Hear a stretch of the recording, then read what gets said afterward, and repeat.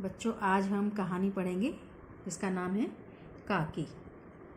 इस कहानी के मुख्य पात्र हैं काकी, श्यामू, विश्वेश्वर और भोला। काकी का नाम उमा है जो श्यामू की माँ है और श्यामू काकी का बेटा। विश्वेश्वर श्यामू जी के पिता हैं। भोला श्यामू का एक दोस्त है जो उसकी हम उम्र का है और उसकी माँ का नाम है सुखिया। इस कहानी को सिया राम शरण गुप्त जी ने लिखा है।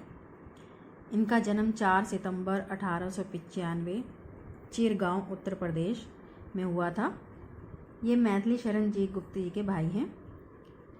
और इसके जो कहानी के पहले मैं कुछ कठिन शब्दों के अर्थ बताना चाहती हूँ जिसे आप कॉपी पर नोट कर लें। पहला शब्द है बिलाप। बिलाप यानी कि बिलख बिलख कर रोना, दुखी होकर रोना। रुदन रोना, उत्कंठित बेचैन हो जाना। स्टूल, स्टूल तो आपको मालूम ही होगा, एक छोटा सा मेज। और प्रफुल्ल यानी कि प्रसन्न होना, खिलखिलाकर प्रसन्न होना। समवयस्क, सम माने बराबर का, वयस्क माने उम्र का, यानी कि समान उम्र का, हम उम्र का। अनंतर उसके बाद। कोहराम रोना धोना, कोहराम मचाना जैसे होता है, शोर मचाना, रोना धोना। भूमि शयन, भूमि पर सोना। आवरण, कपड़े को बोलते हैं, यहाँ पे आवरण क्या है, पर्दा। अगोचर, जो दिखाई ना दे यानी कि अदृश्य। आर्द्रता, नमी। अंतस्तल यानी कि हृदय, हमारा हृदय। अन्यमनस्क, अन्यमनस्क होता है कि किसी और सोच में डूबे हुए इंसान को बोलते हैं।